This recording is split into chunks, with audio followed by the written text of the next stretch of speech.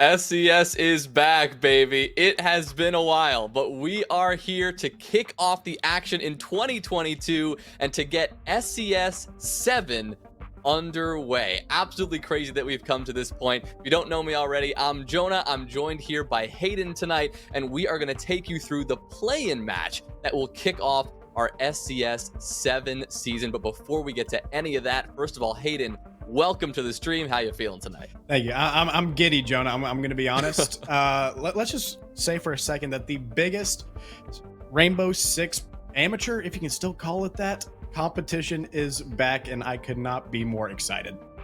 Yeah, I love that you added that modifier, amateur competition, because that's where we began, in the roots of T4, T5 Siege, and now we've come to this point where we are going to see amateur teams go up against the best teams in the world. We've got Pro League teams joining us this season. We've got Challenger League team hopefuls in the mix. We've got a little bit of everything for you this season. Just take a look at our format of our qualified teams so far to get a brief glimpse at it. We have 16 spots in SCS7, starting out with 8 invited teams joined by 4 from each of our 2 open qualifiers. Now those, of course, happening starting tomorrow and the week after, but our invited teams, we already know a couple of those, and I am sure you recognize some of these names, Hayden. We've got Oxygen Esports at the top. They finished, 5th this year in the NAL, and now they have come to SCS to showcase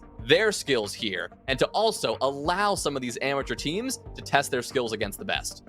Yeah, Jonah, joining them are going to be some of the best talent from T2. You have teams like the Vipers, who had a rough year overall in CL, but towards the end there in Stage 3, they really found their stride, and they're going to be bringing that with them into SCS. And alongside them, teams like Luminosity Gaming, one of the biggest gaming organizations in the world, is also going to be represented here in SCS, a team that has had a very strong year altogether, and they're looking to keep it going.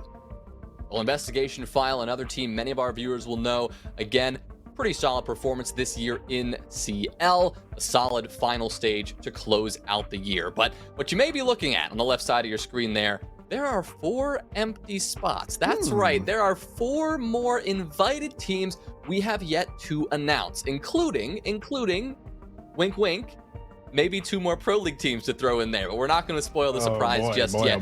One of those 4 teams, though, Hayden, one of those 4 invited teams, we are going to decide tonight. That's what we're here for. This is our play-in match where we are going to decide which of the 2 teams we have in front of us are going to make it straight into SCS7 and which one has to battle their way through the qualifier.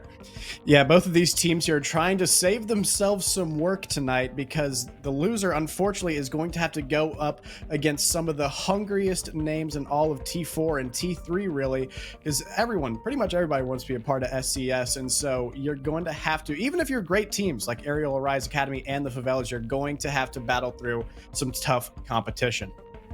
Yeah, we look at our 2 rosters in front of us now. Arial Arise, or Arial Arise Academy, as they've been known for the better part of the year. That is made up of a surprising combination here of Asian, Ambi, Uzi, Ashen, and Neo. 2 recent additions to this team.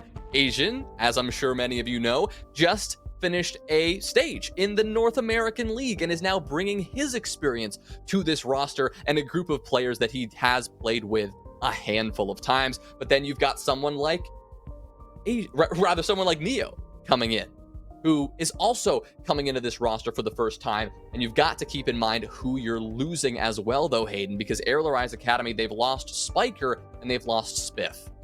Yeah, it's important to look at what these teams are gaining, but also looking at what they're losing. You're totally right. And Spiff and Spiker, 2 of your kind of classic, support-minded players on Arial Rise Academy, and you're replacing them with Neo, who's a support player from Mystic, as well as Asian, who, you're not going to see him most likely on support. So Neo is going to have to carry a lot of that load in terms of getting information, doing the hard breach, doing all that kind of stuff that support players are going to do, and he's probably might have to do it for 2 people. We'll have to see what kind of system Arial Rise Academy adopts here going into this match. And on the side of the Favelas, fewer changes to keep in mind, but still an important one. Brios, as you can see there on the bottom of your screen, is now joining Bio, Slothy, Arrow, and Rudy as a core part of this team. But they've lost Barring. He has stepped aside, retired as far as his Siege career is concerned. But you throw in Brios, you see what's going to happen there, and you're pretty much going with a 1-for-1 swap. Brios is generally accustomed to playing more of those entry, those frag-heavy roles, and that's exactly what Barring had been doing for the better part of that CL stage. But Hayden, let's take a look at exactly where we are going to go to battle tonight in this best-of-3 play. Yeah, so Arial Rise Academy with the first ban is going to get rid of Skyscraper, followed by Theme Park for the Favelas. And these kind of maps, these are your newest maps here in competitive. And so maybe these teams are feeling they weren't so comfortable, weren't so confident on these maps, and so just got them out of the way pretty quick. Yeah, Border's gone too, right? That is another one of these maps that we've seen more of those adventurous teams go to recently. And you look at where we are actually guaranteed to see tonight, the 2 maps that we're going to see no matter what, Chalet and Clubhouse, and that is pretty standard stuff. Both of these teams should be very comfortable there. That is something that they've done plenty of times, as well as our decider of Oregon. So no real surprises in store as far as this map veto is concerned, but we'll start things off on Chalet, where one of these teams will get to start off this play-in with a bang, hopefully. Yeah, Chalet is one of these maps where hopefully you're coming in warm because you're going to be faced with gunfights left, right, and center. Teams love to set up long angles. They love to make it hell on earth to try to attack because you kind of have to. Otherwise, you get absolutely surrounded. So these teams are going to have to be swinging on attack and swinging on defense. So there should be some fireworks here on map 1. Yeah, I like Chalet to kick things off, actually, because it's a good test for Arial Rise Academy specifically. The reason I bring that up is because the addition of Asian and the loss of Spiker brings up the one concern about losing your primary IGL. That's the role that Spiker had with this team. That's why it was a little surprising to see him leave the roster, because you lose that central voice, you lose that IGL, you go to a map like Chalet. Frankly, any map in Siege can do this to you, but Chalet especially, you're going to need to be on your game, both on the attacking and defensive sides, in terms of that communication, organization, and just playing together. There is no easy side on Chalet. This map, it can go 3-3. It can go heavily favored on the attacking side, and the defense can have just as much success too. You need to be on it from the word go. And seeing how this Arial Rise Academy roster can do that here on this first map, I think will be a good early test as far as their hopes for this year. Well, yeah, if you want to talk about them losing their primary IGL, you're going to see its effects here on this first half because they are starting on the attack here on Chalet. So it's going to have to, it's going to shed a lot of light on how their coordination is as a team, but it's also going to show how maybe that increased fragging power of bringing in, a former T1 player, if you want to call him that, is going to have an effect here in this game. Well, a reminder to everyone what exactly is at stake here. Like we said earlier, the winning team in this best of 3, invited spot directly into SCS7, no harm, no foul, right? But the losing team, they still have to work for it. If they want to make SCS7, they need to work their way through what should be a pretty cutthroat qualifier. The first one that starts tomorrow, the second qualifier, which starts next week. So that is still going to require a lot of focus and a lot of discipline if they do lose this game here today. Sure. So I'm sure both of them would like to win, because Hayden, if they get through that invited spot, they're taking part in a historic season of SCS where we have a brand new format, a beautiful new Swiss system coming into play, and of course, we've got at least a $5,000 prize pool on the line, and we've got the best competition that we're ever going to see. Yeah, that's right. And so if you are watching these teams and think that you can compete against them, you got to make sure to find 4 of your good buddies and sign up for our open qualifiers. I believe you have less than a day to sign up for Open Qualifier 1, and you might be battling one of the 2 teams you see in front of you right now. So whatever team you think might be better, hopefully you better pray that they win. Otherwise, you might be facing off against them sooner than you think. Yeah, I suppose that is a big incentive to all of our viewers watching. Maybe study up on the one team you think is going to end up losing. You face them in tomorrow's qualifier, and you can just beat them down. Maybe that's your incentive here today. As you can see, so much at stake and in store for this season with our switch stage followed by our playoffs. But it seems like we are gonna get right into it. We are ready to go to kick off map number 1 here of Chalet. technically the first map here of SCS7, but maybe not quite. We'll put a little asterisk on that yet. This is a play-in game. We've still got our qualifiers, and our main season starts on November 29th, but we're back. It's been a while. Let's get started. Yeah, and the first ban of SCS7, who's shocked? Anyone shocked at there? Because I'm not. That's right, the knock taken away immediately, and I don't blame anybody in this server for doing so. That character, that operator, excuse me, has become an absolute nightmare to deal with on the defense, and so I understand why she's been totally just eliminated from this map.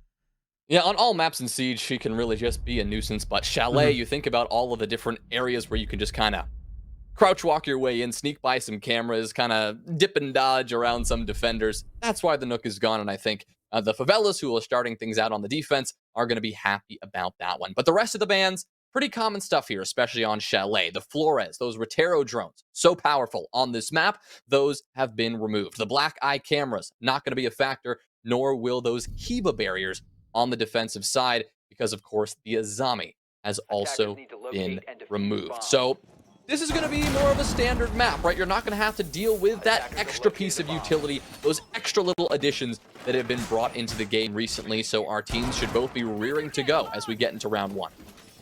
Yeah, and that Flores ban is probably going to come into effect most on this site right here, Bar and Games, because this site on the map is probably the most reliant on util burn, and so the lack of the Flores here is going to really kind of be a thorn in the side of our attack. And one thing that's also probably going to be a thorn in the side is that Doc of Arrow, because let me tell you something, if you've played ranked in the last 2 weeks, you'll know how much of a nightmare Doc is now. Just freedom to run around, do as you please with an MP5 with a 1x, or excuse me, a 1.5x on it, and just heal yourself up to full with a click of a button. It's just a nightmare.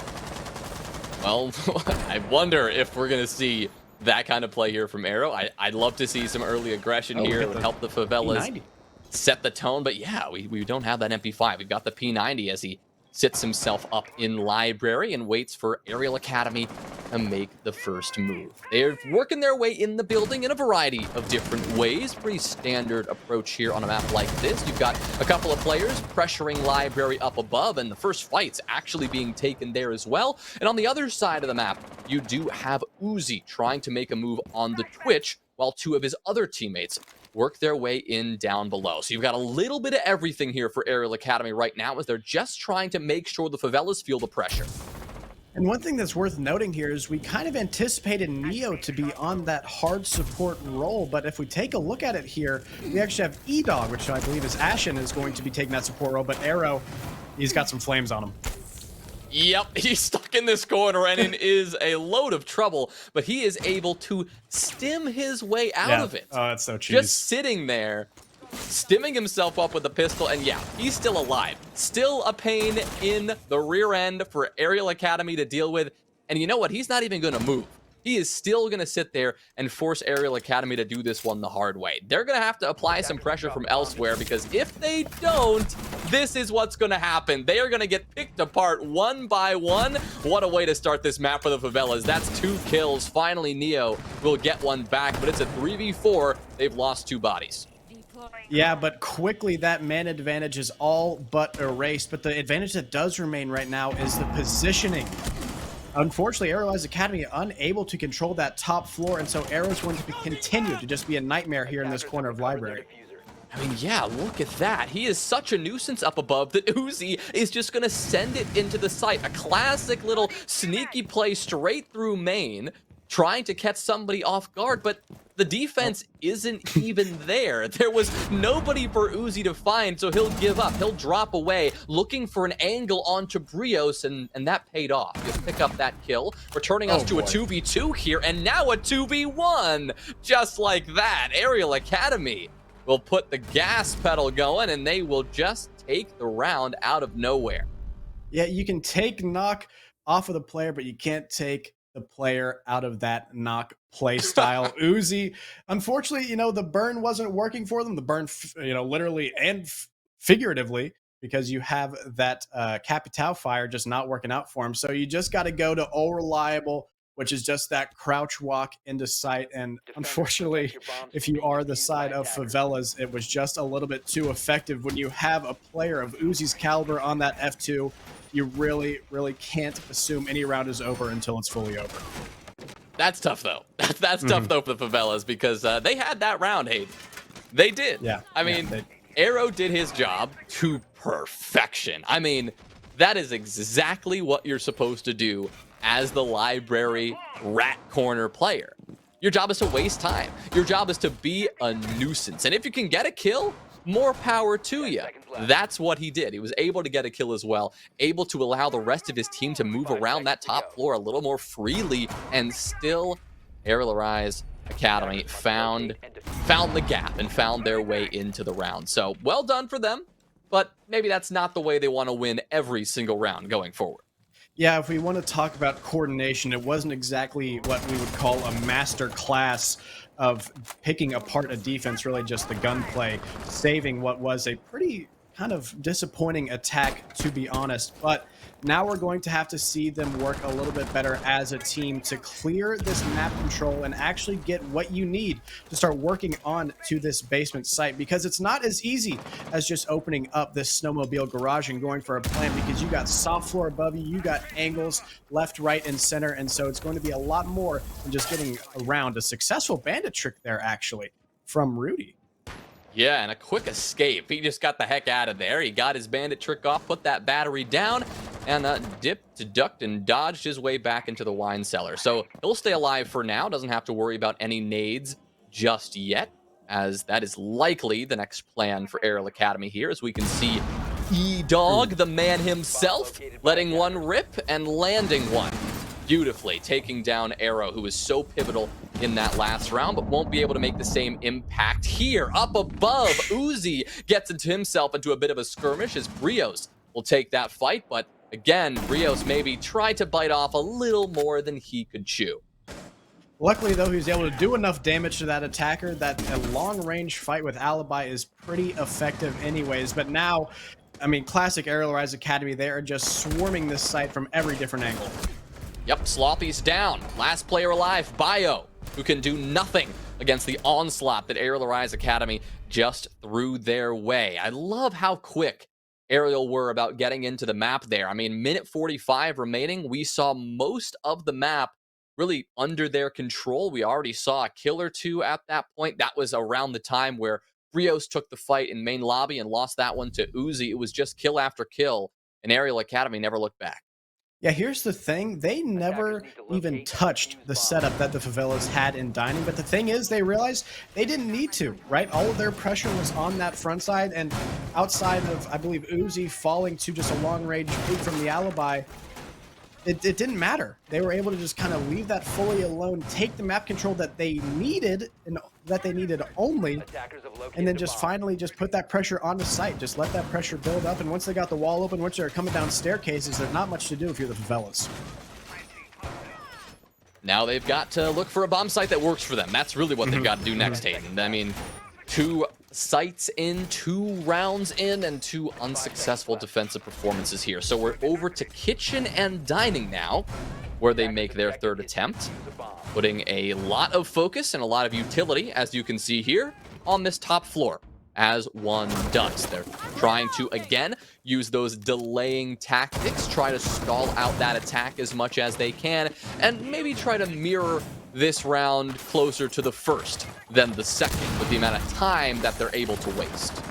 Yeah, and one thing I want to mention is we do find Neo back on that hard breach roll, so that might have just been a little pocket thing they were doing on that first round, having Neo on the sledge, but now he's found himself back on the ace, and so I'm sure he's not complaining, because that gun is an absolute nightmare. But yeah, we do see Arial Academy here trying to pick at some of the weaknesses of this setup, and the Favelas are putting a lot of utility into holding this closet. 2 castle barricades and a shield, but it doesn't matter if E-Dog just makes his way straight into sight.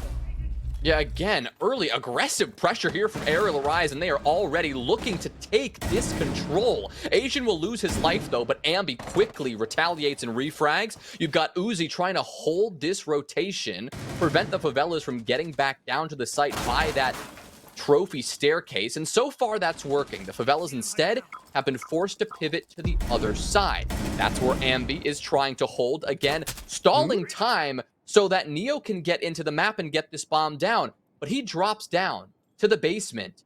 Unclear if that was intentional or not, abandoning the site now and changing things up. He does go for a successful flank. That's what he was doing. God, Ambi using the brain there and getting a kill because of it. Yeah, let me tell you something. There's actually a brain behind those fiery eyes of Ambi. Kind of smart, choosing to live to fight another day because he felt the pressure on site was just a little too much. But Uzi now continuing their map control.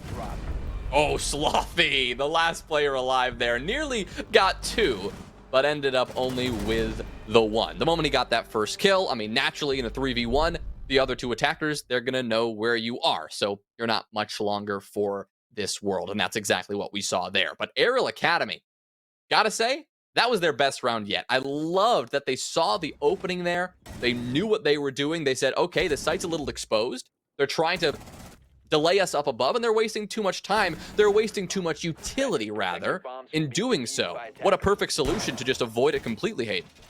Yeah, the strengths of a setup above like that are only coming into fruition if you can actually punish people for ignoring it. That's making vert holes, that's actually being able to flank properly from these staircases, and unfortunately the Favelas, I mean, if you saw their setup, they were still making rotates above like 15 seconds into the round. And so obviously they're not going to have floor holes set up. They're obviously not going to have those floor holes that just go straight into trophy, because you had 3 players from Arial Academy just diving into trophy immediately, just calling the Favelas bluff. And let me tell you something, it worked a treat.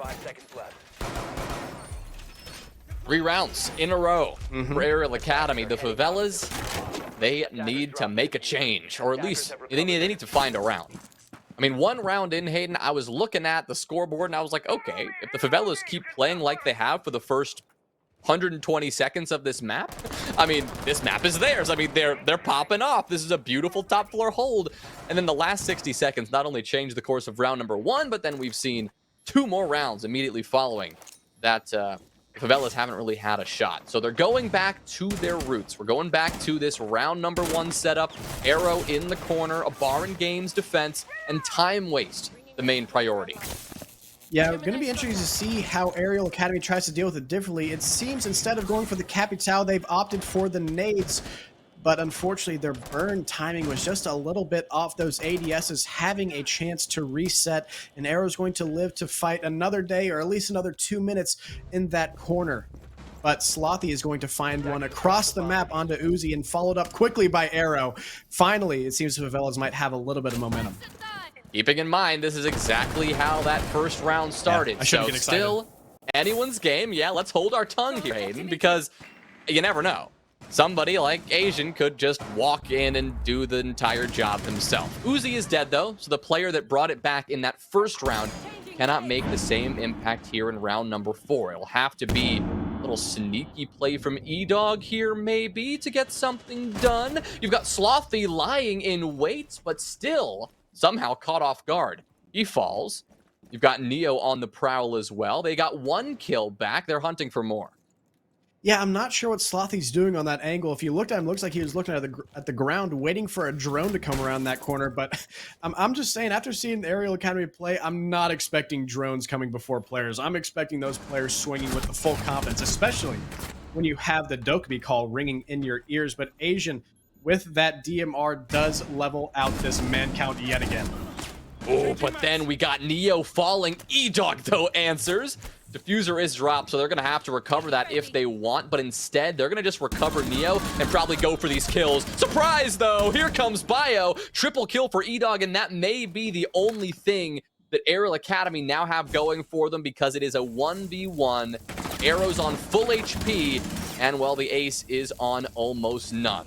30 seconds remain to recover this diffuser and get it down, or to find this kill. He's got a choice, but he has to make it now. Looks like he's committed. That diffuser is simply too far away at this point, so he's going to hunt for the kill. A slow walk up the stairs, trying to hunt down this dock in library, but Arrow playing smart, playing for the time, He's just got to drop down this hatch in the nick of time. He doesn't! He can't do it! Somehow, it is Arial Academy to take yet another round. Wow, Baron Games just isn't working. Yeah, it seems like nothing's working right now for the Favelas. Even when you get 2 picks for absolutely free, you just can't close it out. That's the thing about the doc. We saw it right there. The ace knew exactly where to look because he might have some great guns. He might be able to heal himself up to full, but he is still a thick boy, and you're going to hear him moving from a mile away, especially in a 1v1. Pressure's on the line. There's no sounds distracting, no gunfights going on across the map. That doc, you might as well have sonar on that guy. You might as well have a Call of Duty radar mini-map in your top left corner because he knew exactly where to check for that doc. And unfortunately, the HP advantage when you're swinging with Ace's gun is just not enough. So great work from Arial Academy there. The Favelas seem to be falling into that same trap of finding that man advantage early and then still remaining extended, still trying to keep control of the map that they have battled for, right? They battled for that dining control. They battled for that top floor control. And so those players, once they won their fights, they decided to stay and hold their ground. Unfortunately, Arial Academy just crouching around, finding those weaknesses, finding those gunfights that they can try to win with what utility and what info they still have left. It was just too strong late in the round. I mean, hey.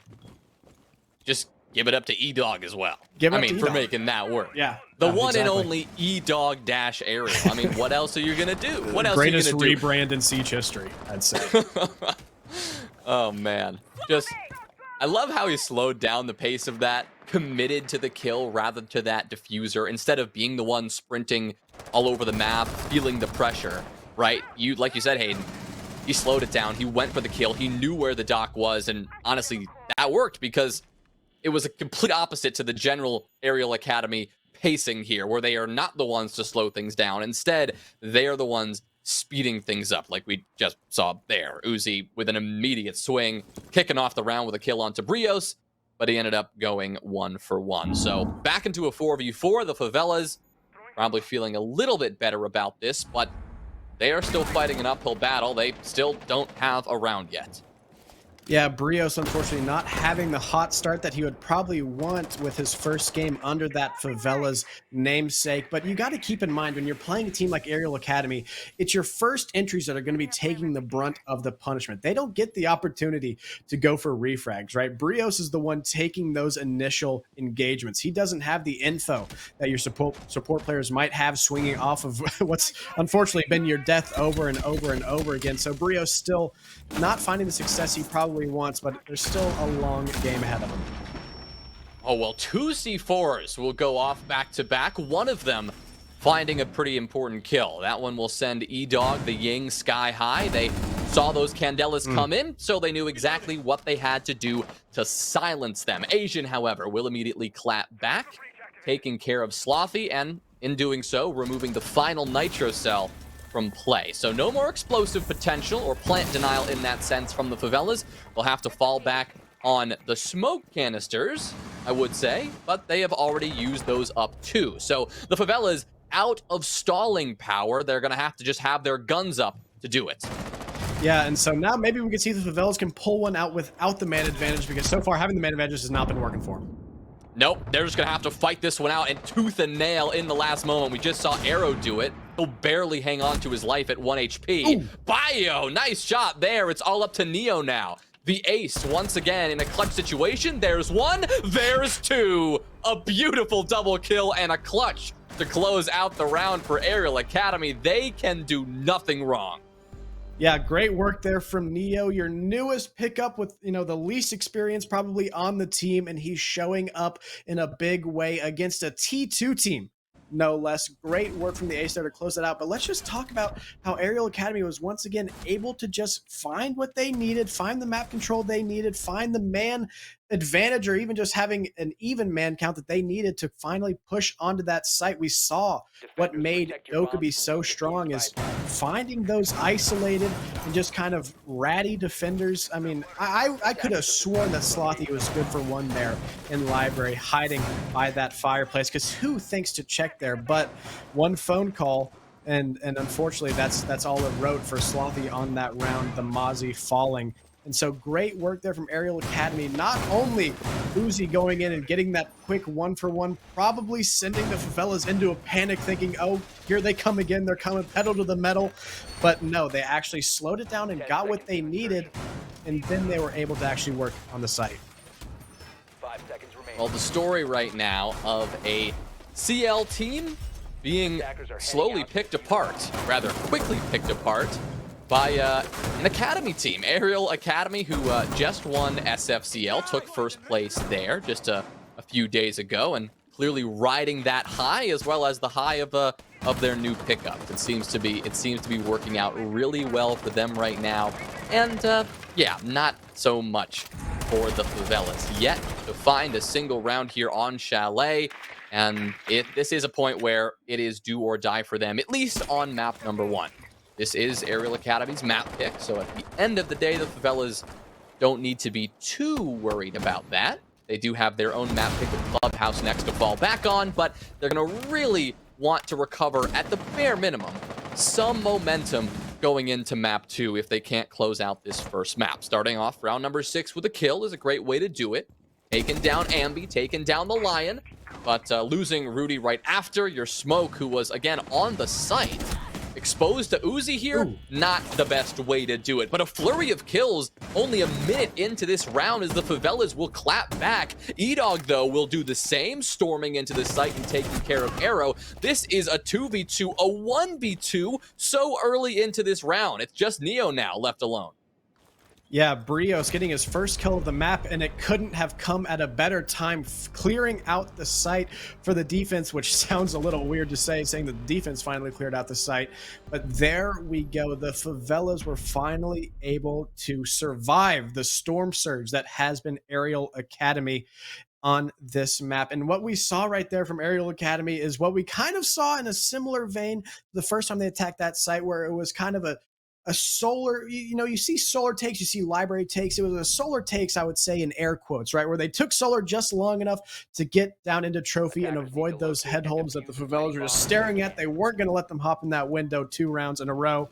And so, unfortunately, they tried to find another route, and the smoke got picked off in that ride, and that site was absolutely free for the taking. But finally, the Favelas in the late round are winning those clutch 1v1 engagements and fighting back. And now maybe, just maybe, they might have the confidence they need to actually start putting a pressure on the attack. Just maybe. Down 4 right now. Can't feel good. Can't feel great. No, it's definitely not going to feel great. but yeah, maybe, like you said, hey, this is their chance, right? They've got 1 round under their belt. Maybe this is time for a couple more. They're shifting over to the attack, though, so they're going to need to really keep things composed and keep things together. But I suppose the question that we posed at the very beginning of this series, are we going to see any weaknesses within Arial Arise Academy's coordination? They lose that IGL figure. They have this shifting lineup. At the very least, Hayden, I think we've answered those and put those doubts to rest. Yeah, well, if you're going to talk about coordination, you might see a little bit of interesting team play here as the Oryx and the Melusi are going to double run out on any loose attackers. Unfortunately for them, Slothy and Rudy were just a little too keen to their tricks. Opening up that door below them to try to distract, unfortunately, was just not effective. And now the Favelas have a 5-3 man advantage. Don't know if we've ever said that one before. Yeah, let's pretend that this is the first time we've said this, and pretend that this is very winnable for them, because it looks like it's turning into a Favelas round. At least I hope so. It's Ambi and Neo, the last 2 remaining. Unlikely that they're going to be able to stage a miraculous comeback, especially on the defensive side. The Favelas, with 5 bodies still up, can take their sweet time and can make sure they don't run into any hiccups. They do still need to stay on top of things, but it looks like Ambi is about to be one of those things that they are on top of. He is now pinned in a bit of a crossfire. You've got several players now encroaching on that position from these library windows, from inside the building itself. He's been taken care of now, so it is just Neo, last alive, who is quickly felled right after. The Favelas will now get on the board 2 rounds back to back, and maybe we're seeing the start of something special. the Favelas making Arial Academy look kind of silly there, to be honest, because if you look at this lineup from Arial Academy, the Oryx, the Alibi, the Malusi, the Frost, your support player is on Jaeger. This is a nightmare lineup to deal with if your problem is getting those first entry picks, because these are the nightmare defensive guns on some of the nightmare defensive T3 players or T2 players or T1 players. You know, they're kind of all over the spectrum. And so it's really just having that confidence in your team to win those opening engagements. And once you dealt with two, even probably if you deal with one and you actually get the map control that you need, they just don't have what it takes to really to defend a site once the attack has map control. So Arial Academy is going to be fighting tooth and nail for every single inch of this map. And unfortunately for them, that round, they just didn't win those fights. Yeah, Arial Academy, I think they're playing confident. There's no question. The double run out in that last round, maybe even more in this one. Uzi looking for that long angle there. Nobody willing to peek him though. And we also saw Asian on the other side of things going for a bit of a swing as well. My God, Uzi is playing incredibly aggressive. Everyone on Arial Academy so eager for these early fights. I guess much like we saw on their attack. So at least they're staying on brand. Yeah, if you're the Favelas here, it's just important really to rely on your info and to rely on your refrags, because you're playing a team like Arial Academy. You're going to have to face facts. You're going to lose some entry engagements. So it's imperative on the Favelas here to play together and play as a team and find those one-for-ones, find those trades. That's going to allow you to get that map control and actually take advantage of a lineup that Arial Academy is running. But Brios now starting to pick things up with two quick ones into this round, finally starting to show a little bit of spark that we knew he had. Yeah, Brios finally making a pretty big impact there. Think Uzi agrees with us, as Brios has now found 3 kills in these very recent rounds. 2 of them have come right now. So once again, for the second round in a row, Arial Academy need to make a little bit of a mid-round comeback here. Dangerous now that as Slothy creeps around the other side, Ambi is not looking the right way, and now Slothy is in a position to get a couple more, finally falling, but quickly after a refrag is found by Rudy. Asian is now the last player alive all the way downstairs. This bomb now going down. Asian making this retreat back to the site, gets one nice kill, that's for sure, but cannot get the second. So well played once again by the Favelas. They're making moves.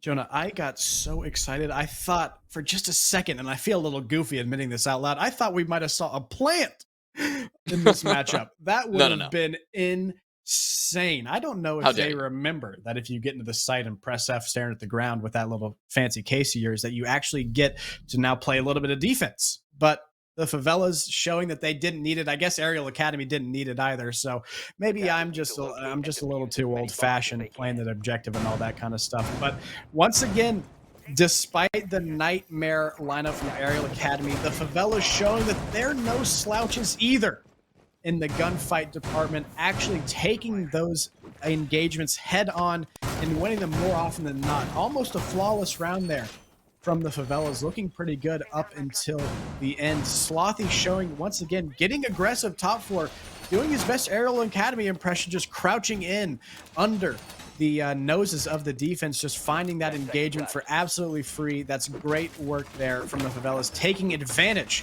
of Brios's entry gunfights.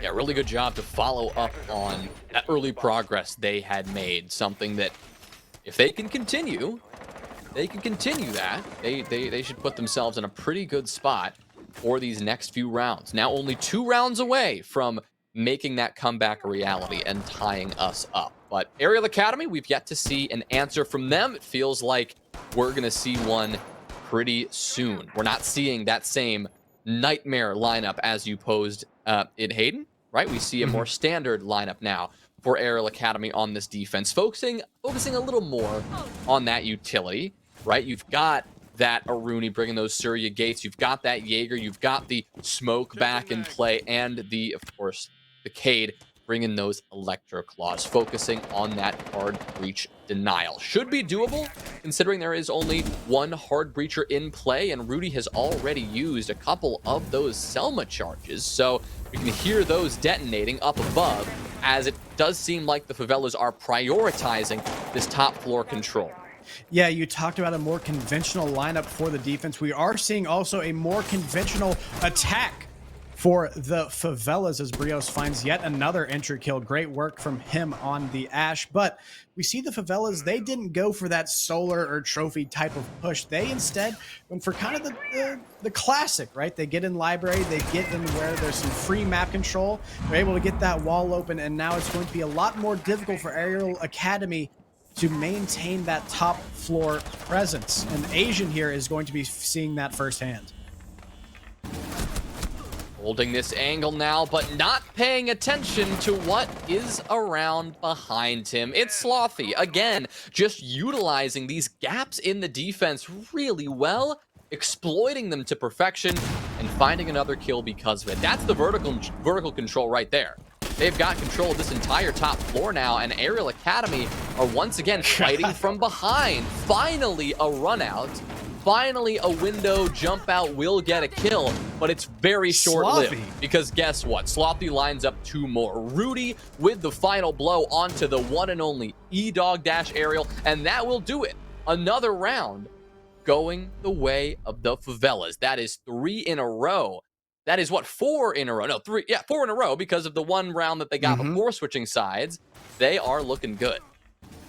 Let me tell you something. Slothy in these last 2 rounds has, I think, 5 kills, and a total of 0 people have been looking at him. And I'm not trying to hate on Slothy at all. In fact, I'm giving him props because he has just been finding the holes in this currently pretty holy Arial Academy defense. He's finding those little peaks, those little pushes that he can go for where they're just not expecting him at all. I mean, sure, the ones in West Main were just kind of gifted to him. You know that somebody just has to come from that window because they just hopped out, which was an absolute crackhead play, by the way. I give all my respect to Uzi for having the stones to go for that when you're down in a man advantage situation. But again, the Favelas, I would say primarily off the backs of Slothy and Brios, shutting down those early aggressive plays from Arial Academy, are finding rounds, and they're finding them hand over fist right now.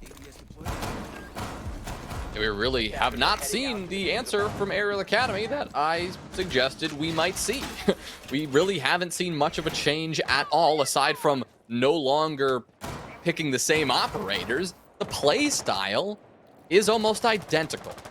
It's still aggressive runouts, window jump outs, pre-fires, swings. They are going for it all, round after round, and, well, they've seen the same results now round after round. That aggression has not paid off. The only time they've gotten a kill with that is when they've already been down, already been in trouble. That jump out from Uzi that you called out, Hayden, is a perfect example. Something that should not have been necessary, was not necessary, had they stayed a bit more patient in the early round. Now that they've started off well, now that Uzi's gotten a kill here, 6, maybe they can settle things down, but Slothy will go for another.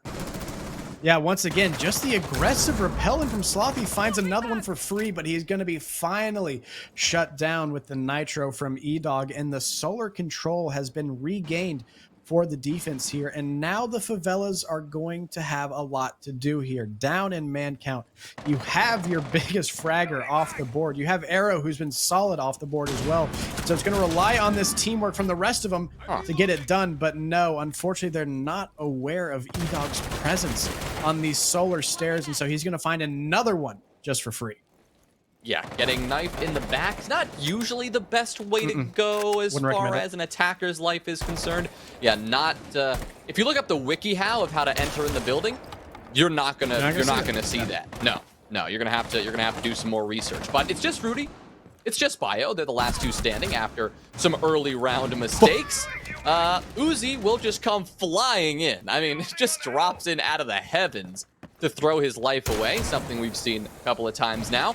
But no biggie, the Favelas still are down 1, and they still have a lot to do. So Arial Academy, as long as they can stay patient here, I know that's a big ask for players like this, but if they can just stay on the site, just relax. Let the Favelas come to you. They should be okay. Yeah, and we see here now the Favelas, despite their lack of util, despite their man count, they are going for just kind of the classic stuff. But now we see a little bit of a difference as Rudy tries to make a play in the big window and is going to be shut down by Asian. Asian sniffing out that breach on the office wall might have been a bait, and it seems like he was correct. And E-Dog is going to clean it up. 3 kills in the round. This one he had to work a little bit harder for, but still great work from the defense there. Yeah, finally we see an adjustment from Arial Academy, and finally they don't lose the opening duel.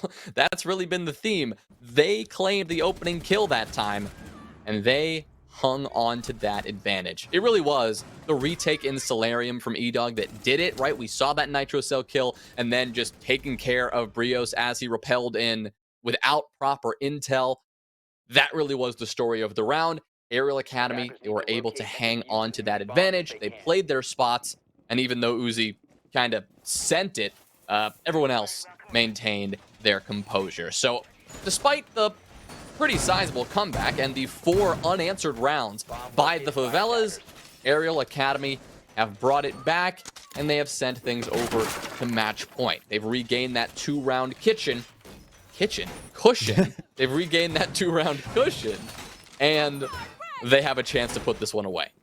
Yeah, and the Favelas showing that their commitment to convention, I'll say, won them 4 rounds in a row, but now it seems like they kind of got a little bit predictable. Even with Slothy getting in solar and finding one for free, totally unknown by the defense. Once he was dealt with, everyone else was just kind of playing pretty normal. And when you play against a team like Arial Academy, these underage grinders, well, underage for the most part, grinders who just played this game forwards, backwards, and sideways more times than you can count, they're going to sniff that stuff out. They're gonna see it coming, and so they were ready for it. Even with Uzi just throwing himself off the top ropes, doing his best John Cena impression, they were still able to close it out in pretty easy fashion.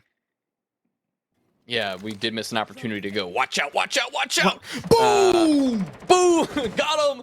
No, we'll have to save that one for next time. Yeah. Yeah, we'll keep an eye on Uzi though, because next time he does that, we know exactly what to say. Yeah, So, yeah. Turn your streams down because it's coming. It's coming. We're gonna start screaming at you. But yeah, we've got a Favelas team now that has shown us that they can play. They've shown us that they can deal with whatever Arial Academy are throwing at them, whatever WWE impression they're doing. The Favelas can handle it, and they just gotta keep handling it, and they can make this comeback happen. Just 1 round for Arial Academy. That's all they've had in the last 5. Oh boy. But this one, oh boy, is right, Hayden. This one is off to a troubling start for the Favelas, as both Slothy and Brios were not even looking the right way to take that fight with E-Dog.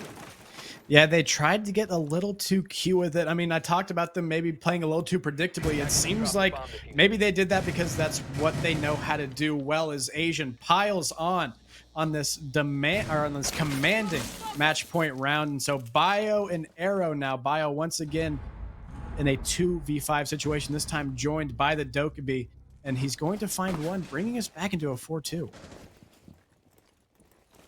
Winnable, yeah, but not easy, that's for sure.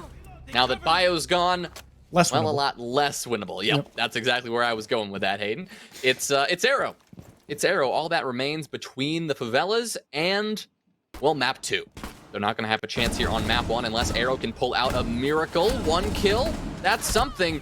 But bullets are coming from just about everywhere after that. Arial Academy will close out Chalet 7-4, and they will hang on to the early advantage they were able to establish and that cushion that they were able to give themselves too. They'll send things over to our second map with a nice win under their belt, and the Favelas, if they want to secure that free invite spot, they're going to have to make an uphill climb work in map 2. Yeah, Ariel Rise playing like a team with nothing to lose, and that's probably how they feel. They've played enough T3 qualifiers for you, me, and everybody probably in the chat to kind of have a lifetime supply. They know that even if they do lose this match, that they are feeling pretty confident about their chances in the qualifier. So they're just playing with that aggression, playing kind of loose, and it seems like the Favelas took a little too long to loosen up themselves and just kind of kept it a little too tight and a little too rigid and weren't able to adapt as quickly as they needed. But great work from Ariel Rise to capitalize on the advantage that they secured themselves. At the very least, we know that the Favelas can do it now, right? They've come back in a big way, and I think map 2 should hopefully be incredibly competitive. Obviously, if you are looking at these teams and you're thinking they should do this differently, they should do this differently, why is it they're not doing that? Remember that you yourself can go into a lobby with these guys and beat them down. You can make them pay. Our qualifiers start tomorrow, and you can sign up. You can still sign up for, I'd say, the next 12 to 15 hours. I don't know the exact time it cuts off, but tomorrow afternoon before the qualifier, that's when the sign up ends. So if you are talking to some Twitch chatters and you're going, this guy sucks, why don't you just take a chance at it yourself? Get a couple of your friends, get a couple of chatters, get into this qualifier tomorrow, and hopefully you can have a great time there. But we are going to see how this shakes up, and we're going to see map 2 after a short break. So don't go anywhere. We've got more Siege coming your way.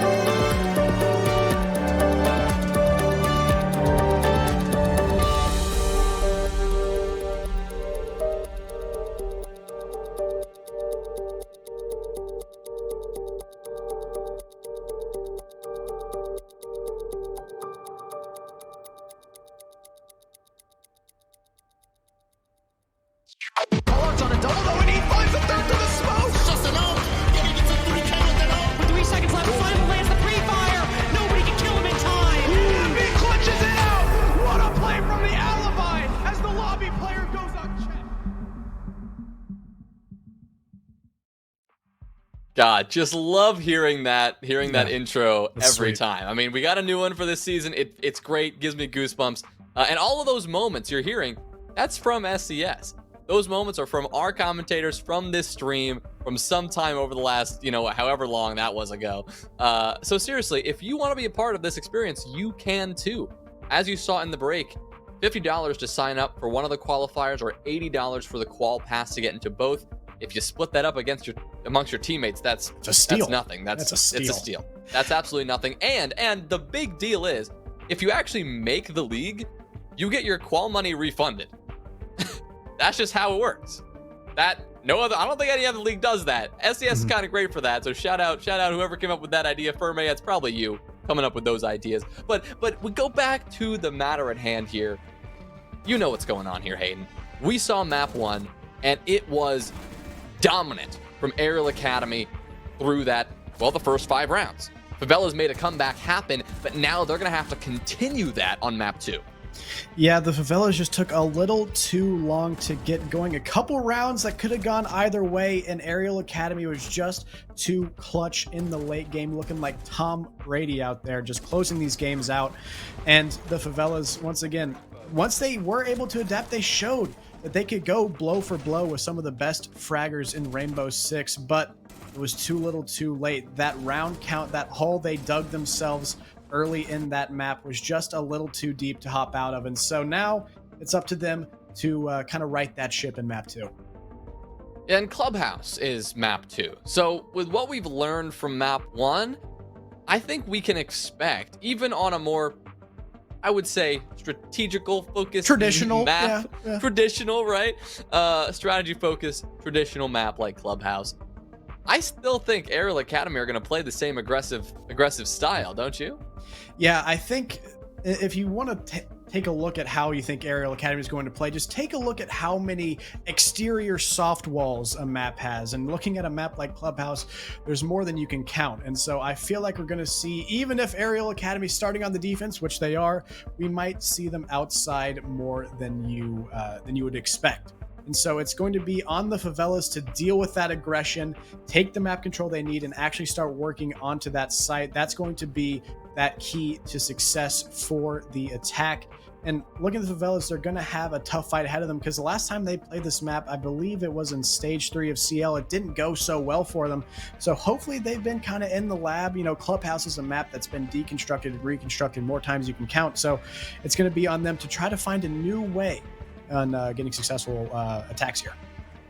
Yeah, well, the good thing is we don't have to wait much longer to actually see it. We can dive right into Clubhouse and take a look at what kind of map we've got in store for us here, Hayden. But I think that prediction is probably going to hold water. The Arial Academy outside of the building, even on defense, quite a bit of the time. Because even on Chalet, when that strategy wasn't working out, they were doing it anyway. And so now that they've got a map under their belt and that they can play with a little bit of a cushion here on Clubhouse, I imagine they're going to be playing the same just loose, fun, and aggressive style of Siege. But maybe we're wrong. Maybe Clubhouse is a map where they are going to settle down and play a little bit more tame.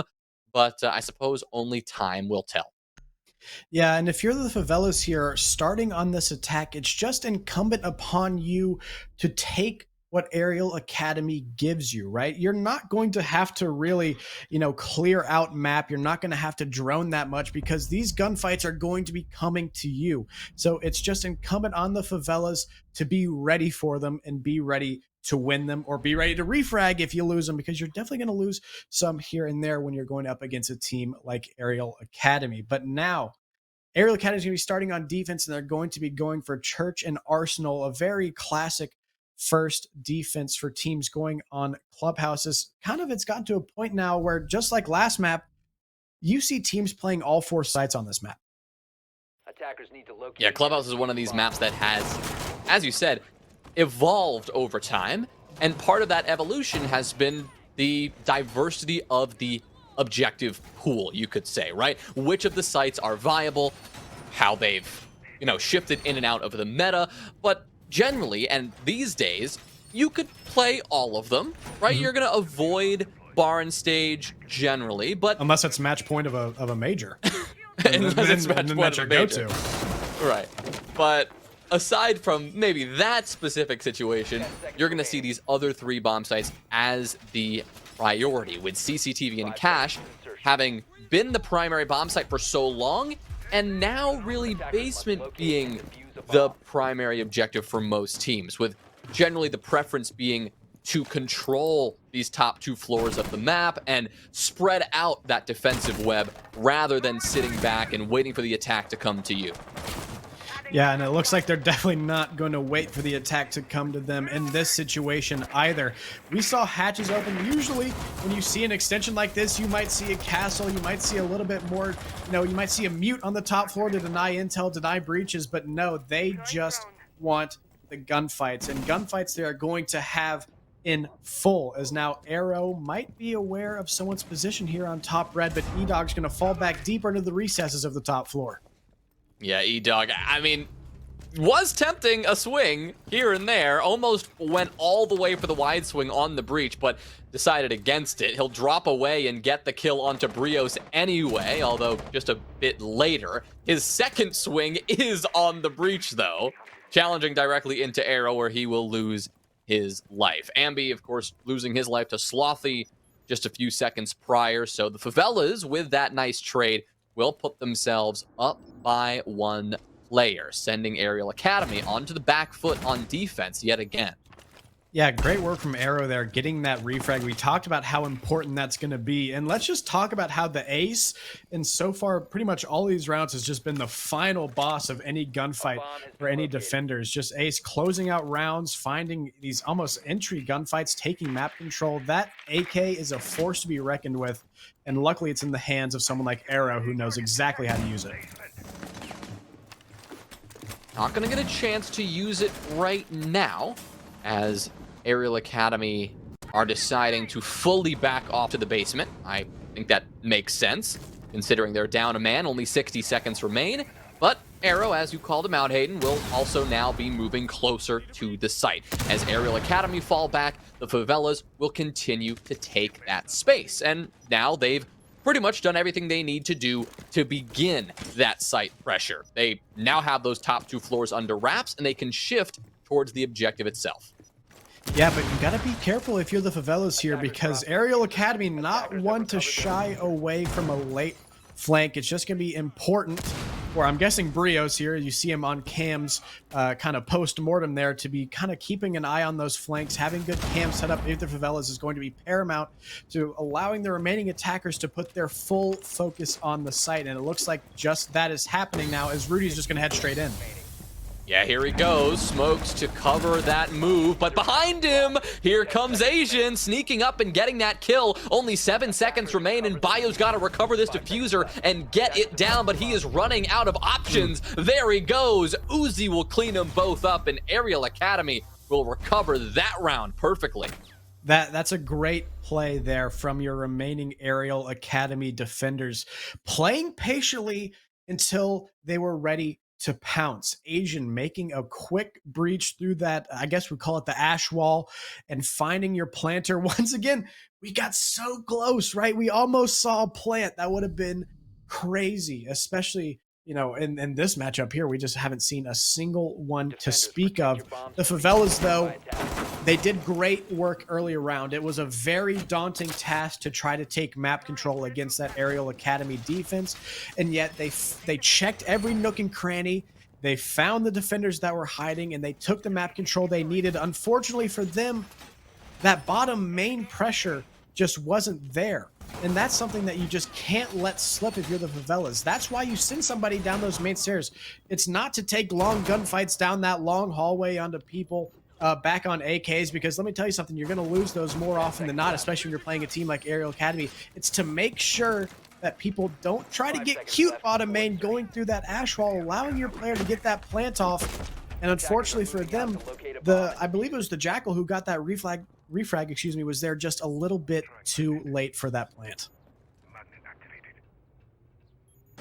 I mean, it was a good last-ditch effort, but I don't think for the Favelas it needed to wait quite that long, right? They had a little bit of that control maybe earlier in the round, could have made a push earlier and maybe avoided that kind of late round mess. But either way, you got to give it up to Arial Academy for just playing that perfectly, knew exactly what hadn't been covered, knew that they could blast through that ash wall and take that space, as you said, Hayden. So well timed and well executed from the defense. This time, it'll be the Favelas who are going to try to time things up a little better. Now that they're on the top floor to attack, they don't have to worry as much about the amount of space they have to take. It's literally not as much square footage to secure, but still a lot of little nooks and crannies to clear on out. When you're doing that, you're going to have to take these gunfights, and even exposing yourself to the sliver of the angle that Neo was holding there.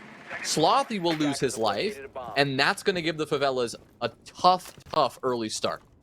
Yeah, a site like this one, you know, the defenders have to play pretty stagnant. There's not a lot of room for that kind of fluid defense that you like to see from Arial Academy. I mean, you do have your players downstairs, but in reality, there's not much they can do really to affect this round like someone from the top floor. Brios is just going to absolutely delete E-Dog off that angle and secure construction control. The Ash there showing once again how powerful she can be in the right hands. And now the Favelas have this entire west control, so they can start working on this wall, but right now they got to work through some electricity. The Favelas giving Arial Academy a taste of their own medicine there. A little bit of a surprise, hey, I'm in construction, you didn't know moment for E-Dog. But all that will do is tie us up. The next kill is going to be even more important. Brios trying to hunt Asian down. They've just completely flipped positions, though. Asian has no idea, though, so he's about to get completely blindsided. There it is. He's gone. But Uzi, in the meantime, just found back-to-back kills.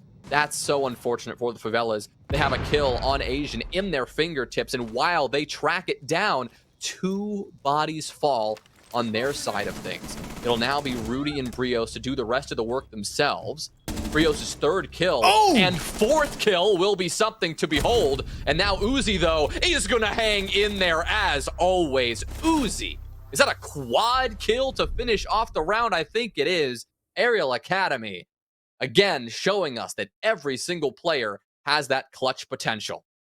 I mean, Arial Academy has to be absolutely insane. These players have to be some of the best in the world, because Brios, that guy you just saw pop off, started 0-5 map 1.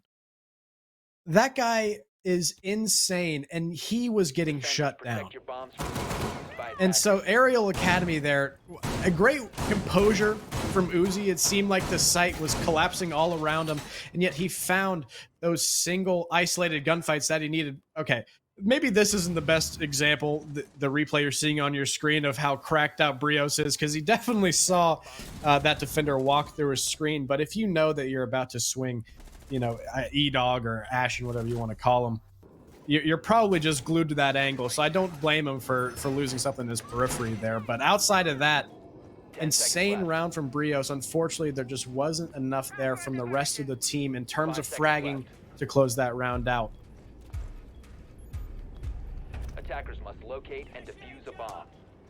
It'll be another uphill battle, it seems, for the Favelas on Clubhouse. Not the way they wanted to start their own map pick, that's for sure. They are attacking it, and that is arguably the more difficult side here, especially to start things off, and especially what we know about Arial Academy and their defensive abilities here. But no doubt the Favelas will need to make that change sooner rather than later. We did see it on Chalet. We know they have what it takes to make the comeback, regardless of when that comeback starts. But maybe if you start it now, rather than when you're down 5-0, you can actually take the map, rather than let it slip away in those last few seconds. Speaking of taking the map, we saw Slothy get into garage quick. I think we're looking at 2 minutes and 40 seconds on the clock. He had full garage control, and that's great if you're the Favelas, just speeding up a take like this. Here's the thing about attacking Master from this side, is there's a lot of map to chew through, especially when you have little Arial Rise Academy players like Ambi, who's just going to be poking and prodding at any weakness he can find, and Arrow is just going to shut that down immediately. So that's, once again, great for the Favelas, because they have this early map control, they have that early pick, and they're doing it rather quickly as Slothy finds another one. And so now they have all the time in the world to start putting that pressure onto site.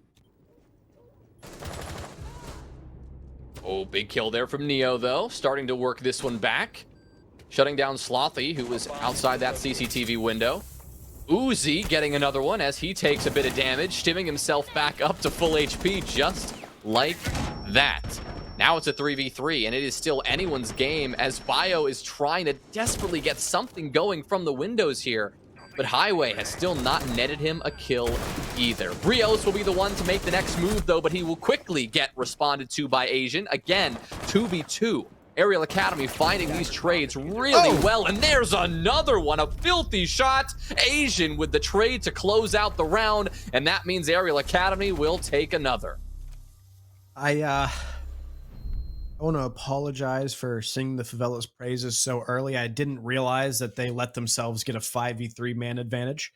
If you're just tuning in, you might not be aware of how that's a death sentence for the Favelas. Unfortunately, the 5v3 seems to be around that they just can't close out. I guess Arial Academy, you know, they say a snake is most dangerous when you back it into a corner because that's when it feels like it's got to strike. And strike they did, finding those two evening gunfights, making it a 3v3. And the Favelas, after that, just tried to push onto the site, but the refrags from Arial Academy were just a little bit too strong there, especially Neo, finding a huge pick onto the master window. I mean, wow. I don't quite see how it happens every time, but so far there have been, but between map 1 and map 2, 4. I think we're at even 5 instances of the Favelas having at least a 1-man advantage, if not a 2-man advantage, and then losing the round. It's tough. It's tough out there. Hey, we get it. Hayden, you've been there. Been there, unfortunately, and it sucks. And it sucks. But you gotta find a way to bounce back, right? We need to see second half of Chalet Favelas now, or at least within these next 2 rounds here. Otherwise, it's the same story. Otherwise, we're just copying, pasting Chalet and just moving it on to a different location with a different C name. Yeah, the Favelas. Once again, it's not like losing this series will doom their hopes in SCS7. The winner gets the invite spot and a free pass into SCS7. The loser, they've got to fight their way through the qualifiers tomorrow and throughout next week if they don't make it through qualifier 1. They could still make it in the league, but that's not the way they want to do it. That's not the way they want to do it. They want to do it. They want to earn their spot like this. They want to fight their way against one of these T3 demons. This Arial Academy roster that had just won SFCL, that has been heating up, that has these new pickups. But again, round number 4, maybe not the start they wanted. They've lost Bio. Losing the Nomad at this point, not a huge deal, but maybe for the Oryx, it's not the trade you imagine. I will say a Nomad on Clubhouse, this might be a bit negative, but it reeks of desperation if you're the Favelas. Usually you don't see a Nomad on Clubhouse because those flanks are just so easy usually to lock down that you don't have to rely on any air jabs, but Arial Academy just proving to be a little bit too slippery for drones alone, as Ambi proves that yet again, working his way on those top red stairs, finding not 1 but 2 on this round. Slothy, a player that has been an absolute nightmare for Arial Academy, has been taken off the board a bit earlier than I think he'd want. Okay, but a trade is there. Ambi's gone. That's something too. No more of that nuisance. So it's a 3v3. Brios, low HP, however, will need to fight a little bit of an uphill battle himself in the remainder of this round with the 50 seconds that the Favelas have remaining. These last few attackers, not exactly grouped up at the moment, but they still have a bit of utility at their fingertips, right? You've got Arrow just hacking those cameras, making sure that they've got every additional bit of intel for when they go for this push. Yeah, that's going to be bigger than you might originally think because Arial Academy for the first time this round brought out the Valkyrie. And so a lot of cameras now at the disposal of the attack, but E-Dog is just going to circumnavigate those entirely, dropping down from the top floor and finding a pick. And so now the attack has no choice but to push on the site. Yeah, Brios just trying to send it in, a last-ditch effort to do something by himself, but not teamed up with Rudy, not teamed up with really anybody to do much at all, and he'll lose his life, and Rudy will right after. 4 rounds in a row for Arial Academy. They have put the pedal to the metal, and they have not looked back in quite a while. Yeah, that Nomad getting picked was a bigger loss than I might have originally anticipated. I said that Yeah. it was hard to flank on Clubhouse, but I've been proven entirely wrong by Arial Academy, or maybe the Favelas are just letting me down here, just letting these defenders slip through the cracks of their intel game. When you lose players that early, you have a dedicated camera watcher all the time, right? You don't have to worry about your flanks having an eye on them. As long as you have the drones to set there, you have someone watching those flanks. So the fact that not once but twice defenders are able to slip through those cracks and find absolute freebies, one coming in a huge 3v3 moment, a round defining drop there from E-Dog, a round defining pick rather, it's really disappointing to see. Another reminder for everyone watching. You're probably thinking, I could do man, better. the Favelas, they're not doing so hot. I can do better. Or maybe you have such a big brain that you are identifying the specific thing that the Favelas need to change. And maybe you want them to change it, but they're not changing it, and that's frustrating you. Well, why don't, instead of going to therapy for that frustration, why don't you just get in the qualifiers and play yourself? No better therapy than slugging it out in a brutal 5v5 siege lobby all day long, or at least in the evening, which will start tomorrow at 7 p.m. Eastern. That's when our qualifiers start. $50 per team, not per player, $50 per team to sign up. That's chump change, and you can have a lot of fun. Whether you make the league or not, you are guaranteed to play in 2 days. A lot of best of ones, Swiss format. Try your hand at it. It's a lot of fun. Put your money where your mouth is, right? Yeah. I feel like if you can do it. But now the Favelas, we've seen it before, the 4-0 advantage for Arial Academy, and it looks like they don't want to stop anytime soon. Uzi, once again on that dock, can do it in the late round, can do it in the early round, just showing that maybe Arrow was a bit goofy for bringing the P90. Bit goofy there, maybe? Goofy. Gahya? Nice. That's nice. We got a little goofy impression in there. That's good. I got a soundboard. That was actually it. It's actually good. Welcome to SCS. Goofy impression. That's it. Every new caster needs to come on and now do some kind of impression. I think that's the new rule we're going to be setting here. I got it out of the way early. That one, Hayden. Yeah, it's like eating your vegetables. You got it in early. You don't have to pressure everybody watching, everyone listening. But I guess the Favelas, they don't need to feel the pressure at this point. They've got nothing to lose. They're down so badly right now that they need to just change everything. Throw everything at Arial Academy. Everything, and the kitchen sink. Not but the kitchen sink. Just also throw the kitchen sink at them, because that is where they're at right now. They're going to lose another round here. They're not going to be able to get something going because Arial Academy are literally going to just throw bodies at them left and right. And once again, the defense. Arial Academy just winning those gunfights. The Favelas, this is a similar situation they found themselves in on map 1. It's 0-5. They now need a massive miracle comeback. And to be fair, we've seen this happen. They were down by 5, and then they immediately came back and took 4 rounds in a row. It's not impossible. It is improbable, but it is not impossible. They're one more attacking round. They can shift things around, get some momentum back, and maybe go to the defensive side and just keep on rolling. But if they want to do that, Hayden, frankly, they've got to do it right now. Not, in 30 seconds or in 3 minutes from now. They got to do it right now. Yeah, Arial Academy, though, they're no strangers to just absolutely dismantling T2 level opponents. You saw it in the SFCL finals against a team that arguably has had a better CL stage than the Favelas in the Vipers. And the Vipers just were not able to hang blow for blow with Arial Academy. And so the Favelas are going to have to put up even more of a Herculean effort to overcome not only the disadvantages that they had before this map even started, but now that they're down 5-0, the bill's getting pretty expensive here. Yep, they are in need of something big. And maybe that'll come in the form of just, at least in this round, sitting back and waiting for Arial Academy to run at them.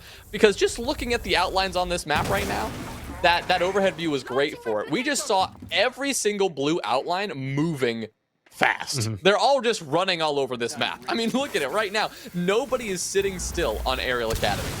And, you know, maybe that's a good thing. Maybe that'll give something the Favelas, maybe it'll give them a chance to win a round, but they have yet to stop moving. Maybe they're playing a little, you know, floor is lava challenge where they just have to just sprint through this entire map at any given moment, jumping up on tables and whatnot, because that's what it looks like. We have yet to see a single defender sit still. The Favelas, they took advantage of that. They got a couple of kills here. They're up by 1, and that's a good start.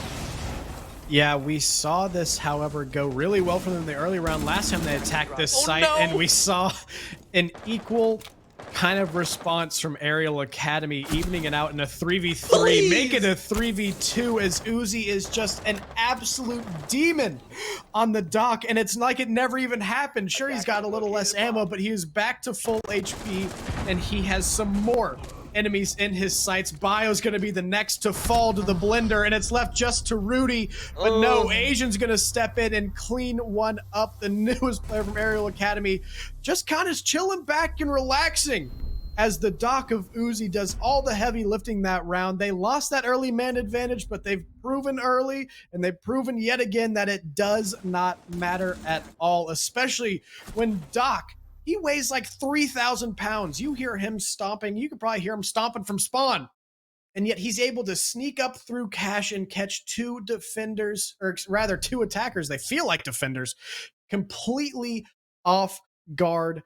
Great work there from Uzi to kind of just push where there's mush, find the weak spot, and just exploit it. And defuse as many bombs as they can. Well, it is match point for Arial Academy. 6-0. At the moment.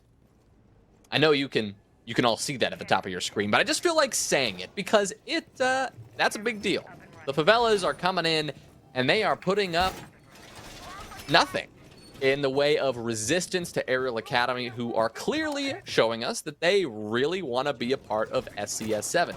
Hey, I'm on the same page. Yeah, don't blame I don't blame you. I want to be a part of the historic season. I want to also play against pro players and pro teams, one of which Oxygen is already locked in for the invite spot, 2 more of which are to be announced.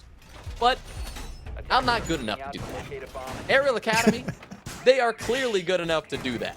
And it looks like they are just rearing ahead. They want to leave no doubt. Yeah, if you're looking like, you know, not sure if you want to compete in quals, here's some good news for you. More likely than not, you're not going to have to play Arial Academy. That's true. They're probably just going to go ahead and skip that entirely. And you ever look at these Favelas like, what are these guys doing? Show up. You could probably take them down. But Favelas here, now that they have a chance on the defense, maybe, just maybe, they can find a little bit of magic and try to bring something back here on this second map that has just been entirely one-sided. I am honestly shocked that we're not seeing just like a full-out, all-out rush attempt from Arial Academy. Really felt like something they would do right now, but they're not. They're actually taking the map control, and they really do, it seems, want to get through this series, maybe get through this map completely unscathed. They will lose a body, though, in this round. They will not get through this round unscathed at the very least. They're going to have to, once again, make another one of their lovely comebacks happen. They've got to get this hatch open first. Something that is easier said than done, as the Favelas are putting up a good bit of resistance there. And they're also going to continue to apply some fragging pressure to Uzi. The menace that he was in that last round, he will not be able to make an impact here in round number 7. That's going to come down to Neo, Asian, and Ambi as they finally get this hatch opened up. I don't want to say anything just yet, but the Favelas have a 5v3 man advantage. So we'll see if they can close one out. But Asian is looking to once again continue the trend of bringing it back from the brink. But Brio says, not today. Not today. Asian will not have the opportunity to do it. But Neo and Ambi, don't count them out just yet. Ambi working his way up long haul. Doesn't know which way to look. He has about no intel. You can see him just kind of panicking, looking every which way, and he will spot the back of someone, but he will also get shot in the back too. Neo, in a 1v3, now that he's secured his double kill, will have to find all 3 of these headshots to close it out in the next 35 seconds. There's 1. That's a start. There's 2. That's a quad. And now it is all up to Brios. Technically, Neo has more HP, He does have to actually get the bomb down, though, so he still is in the disadvantage. Does he know where Brios is positioned? Doesn't seem like it. Now he does. He got a call out, and he's got the headshot. Neo with the ace. Are you kidding me? Securing the flawless map. Neo and Arial Arise Academy will close out Clubhouse with a flawless 7-0 victory. My God. Welcome to the team, Neo, proving his impact immediately. He clutched a 1v2 on Chalet, and we were impressed, like, oh, look at the new guy, he's doing so good. An ace 1v4 to close it out, 7-0, are you kidding me? Absolute domination from Arial Academy, something that it's just a nightmare to try to play against. If that is not the perfect embodiment, though, of what this season can bring, I mean, I don't know what is, right? You've got technically an amateur team that should have no business going up against the CL Favelas, right? They've had a long year in CL. They've fought plenty of tough battles, but not near as many as dominant as this one. Arial Academy just steamrolled them. Took them to the cleaners and said, you know what? We'll clean those clothes for you. We'll clean those clocks for you. We'll clean everything for you, and we'll even clean the floor with you as well. I don't know if that made sense, but we finally landed. They killed them. They did. Obviously, having Neo on the roster has clearly made an improvement, and obviously Asian coming in after his stage of NAL experience has clearly worked wonders. But here you have it. We've been hinting at these teams all night long, and Arial Academy are finally joining our list of invited teams. Yeah, and let's just say there's no question that they deserve this invite. We were a little curious if maybe the Favelas took a little long to warm up and wake up, but no, Arial Academy put the pedal to the metal and absolutely proved that they should be listed along the teams that you see on your screen. OXG, Luminosity, Vipers, and Investigation File might have to watch their backs for these young guns coming now into SCS7. I think before we close out the night, I think it is worth bringing up our format graphic one more time, just to remind everybody, even though we've mentioned it a couple of times tonight, to remind everybody what this season of SCS has in store, potentially for all of you. Our qualifiers, that's the first step. Starting tomorrow at 7 p.m. Eastern, our first qualifier will kick off. The second qualifier, exactly a week from that time tomorrow.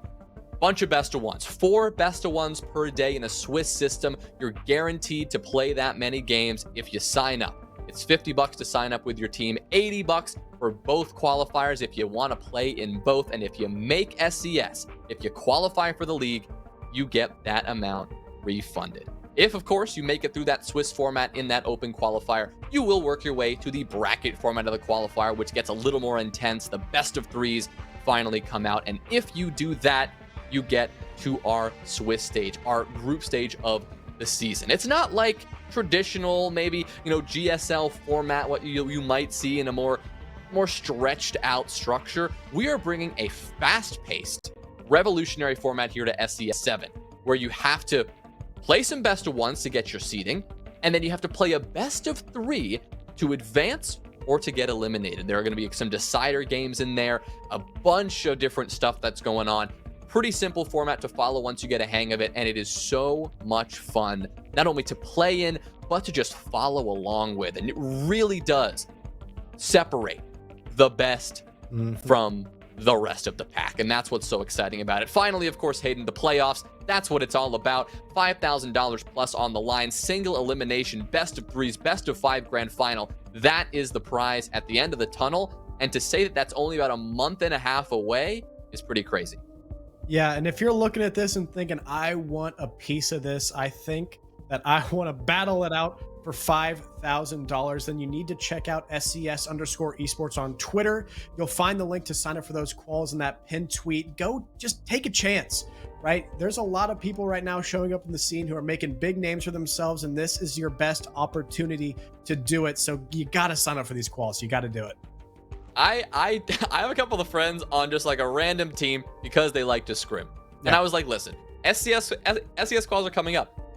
Just sign up. Like, it's pennies on the dollar, and you can just play against teams that are much better than you, but you can get really good game day experience, and you can play a lot of best of ones and even have a chance. Maybe you have a miracle run. Maybe everything is clicking for that one day. Maybe you make it into SES. How crazy would that be?